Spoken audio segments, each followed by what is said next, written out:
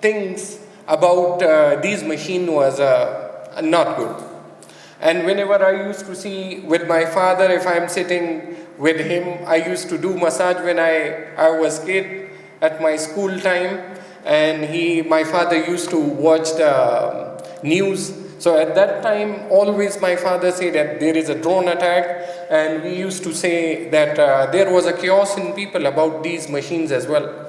Not only about like if it was happening in the area of like Qabaili al-Qajar, but if someone is over there in Lahore, Karachi or any other city, every person was having a terrible situation because the mindset was so much wrong about these machines. So I thought that I should do study more, and I thought that I should be focused towards studies. That might be there will be some new things about these technologies. So I thought that I should study these machines and these technologies. It might be good for a human, but my mindset in school, college, and even up to university as well, it was something like that. So I studied really hard, and I did my bachelor's in computing and then master's, and I will say then during my PhD I got an opportunity at King's College London. So when I got an opportunity over there, so I saw so many researchers and scientists over there. They was working towards drones, like reinforcement learning, I will say. They was trying to say to a machine, to a drone, to, like I will say, to help people. Like they was using these technology for good. Like how they was using these technology for good, they was trying to utilize that for like agriculture purposes. And even I was also deployed in King's College to work on AI-based drones that should be helpful for the agriculture industry. Because to be very honest, from last few years, we have seen that none of our Asian or any other community should go to the developed countries, and they should work on these sensitive technologies. So I will ask a simple question from you guys, because like my previous speaker was also talking about algorithms. Anyone knows about algorithm? I hope that I will make it too much easy for you guys. Like, what?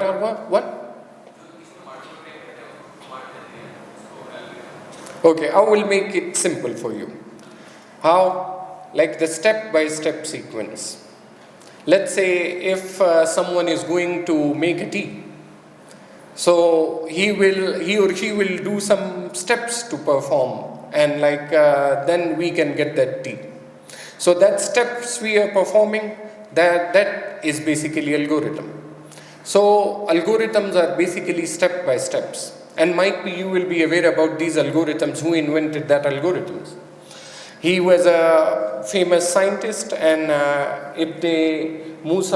Muhammad ibn Musa al-Khwarizmi. He was the founder, he was a person, he initiated about algorithms. And right now algorithms are everywhere. Right now you guys will not believe, but if you guys are going to have a mobile phone or a PC or any gadget you guys are having, algorithms are everywhere. So anyone knows about protocols? Protocols, not that protocols, like if someone is coming and there are so many people for the prestigious, I will say. Anyone knows about protocol?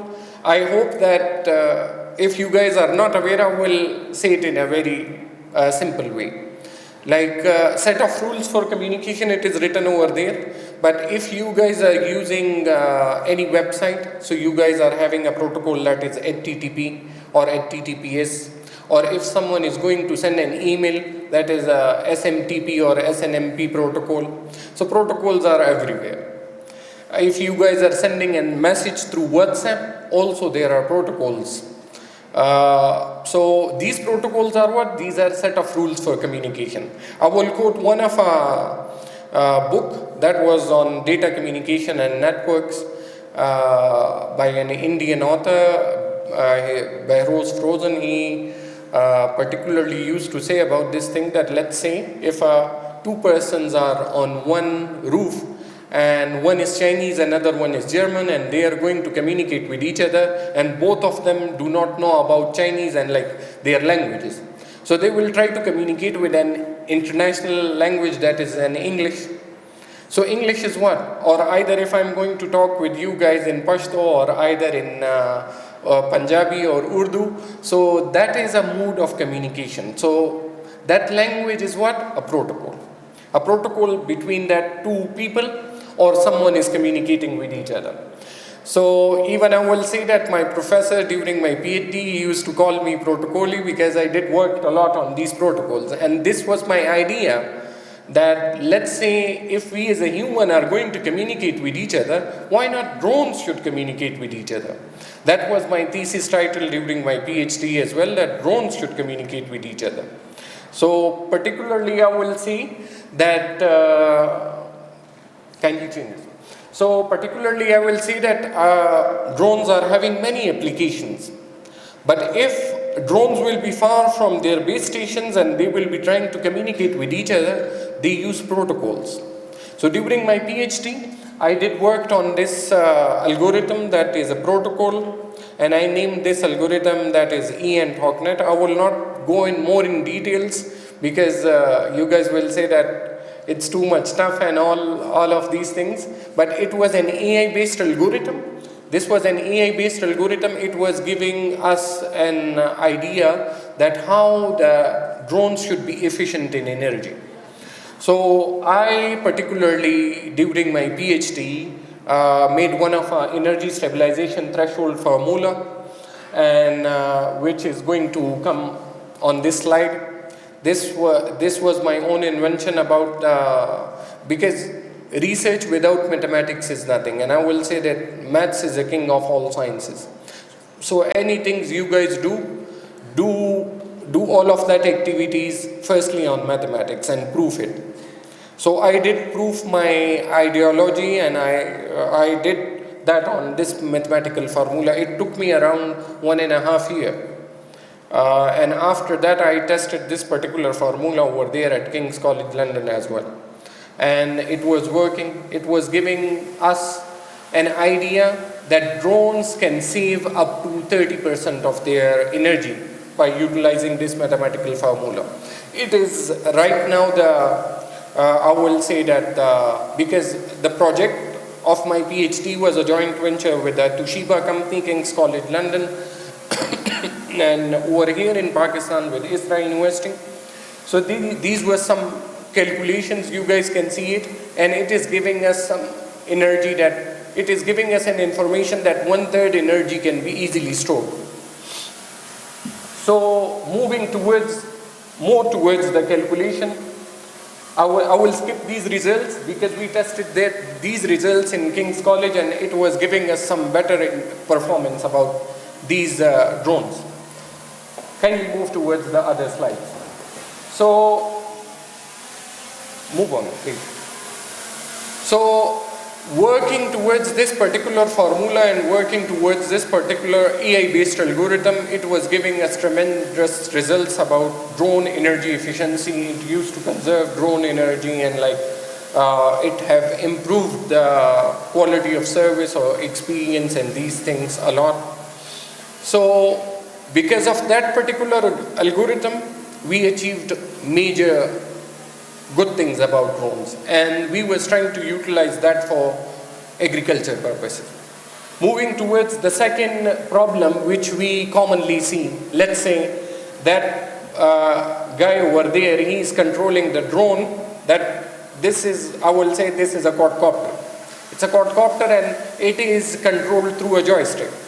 Normally either through a joystick or either I will say that either it will be connected with a base station. So the base station can be a room, there will be some controlling person or like that.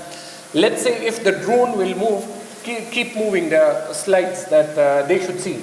You guys can see it on the slides as well. Can we? Yeah. like let's say if the drones are going to move far away from the base station, and we all know that we are using these drones for filming and so many activities, so their signal strength become too much weak when they go far away from their base station or either from their joystick. You guys will not believe, but while communicating, that guy is going to communicate with this drone through a joystick. Over there is a protocol called IEEE 802.11. So there are about 14 variants of protocols. Like in different drones, there are like, I will say that many variants of protocols are over there. So as that was my second idea during my PhD, that even if the drones will go far away from the base station, my idea was that the signal strength should be improved. And it was made possible with the help of decision tree. I will say that I went to one of PTV, I will say it's a very renowned channel, and the anchor or the host asked me that, okay, the host asked me about the things that in simple way explain me AI and machine learning. So let's say if we are having a kid at our house, and if we are going to teach them something about AI, so we are talking about this thing, or if students are in university, school or college, a teacher is going to mentor them or teach them something, that comes in the category of supervised learning. If the kid will be in the playground, so that comes in the category of unsupervised learning. So I will not go more into details, and I will skip these things, move towards the future opportunities, I will say. So there are many things I will say. Go to the last slides, and I will say that this was just my major inventions which I did during my PhD. That's why I was affiliated with the King's College. And go to the deep fakes, because I should conclude it in a better way. And the audience should also not be bored up because of these things. There was one of a talk, I will say that generative AI. If we talk about AI, generative AI, so the term generative AI is what? To create a new content. To create a new content, either it will be a textual form, either it will be in an audio form or something like that. So what happened with this generated either image or a text or anything, it is going to be happen, it will be a big disaster for us. Because right now we see deep fakes over there. And I think in a previous slide you guys can see it about deep fakes. Deep fakes are what? If a politician is not aware about their things and someone create a deep fake of that particular politician, so there will be a big chaos in our nation, that what is happening, either this person is saying this statement or not.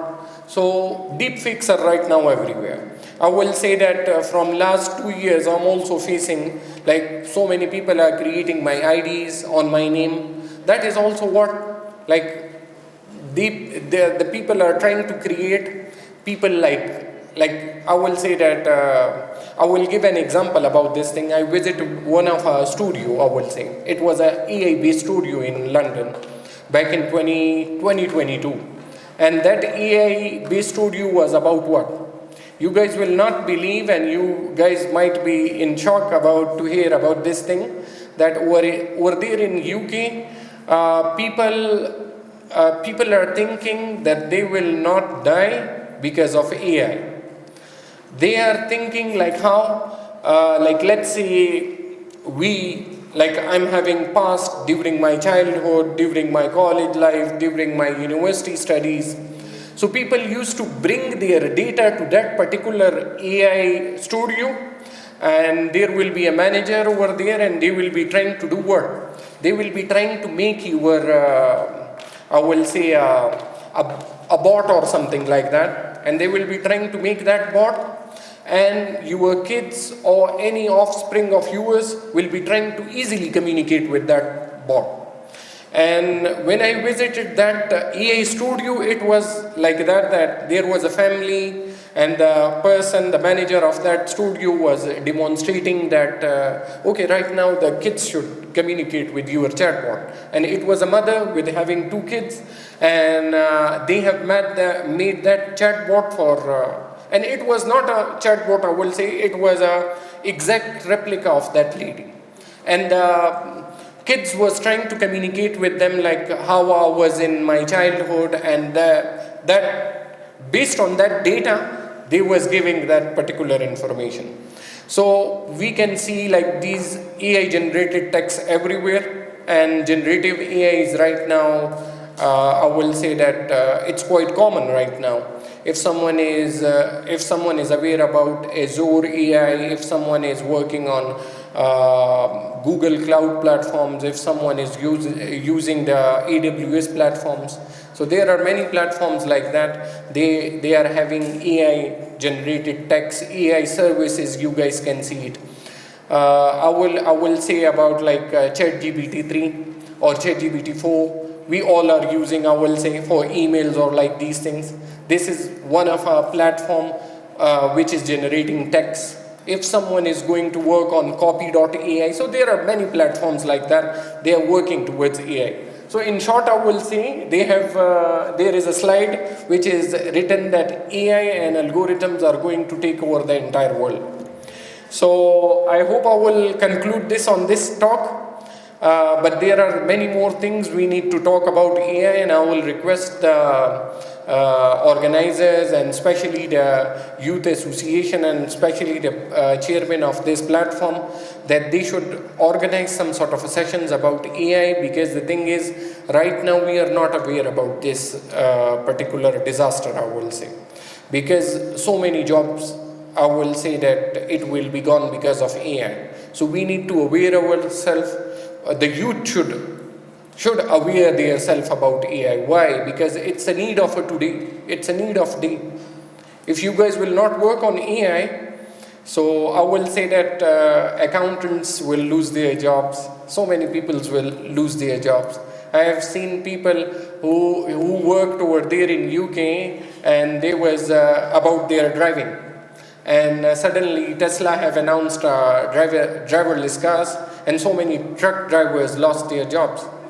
So I will say that this is a big disaster for us, but we need to equip ourselves with technological awareness, and I hope that you guys have learned a lot about AI, and you guys can do contact me through my email if someone is interested to connect with me through my LinkedIn. So it's also, you guys can do that. Because like initially the first speaker, Raja Saab, the CEO of Idea Factory, he said to you guys that try to connect yourself with many people around the world. So it will be good, and all of my connection is all about LinkedIn, I will say. So I will particularly say to the youth, to the people over here, that try to do work about AI a lot. So really thank you so much for the opportunity. And thank you so much. Okay. Now I would like Mr. Abdul Qadir to come on stage and present award to Dr. Inamullah. Join your hands together for Dr.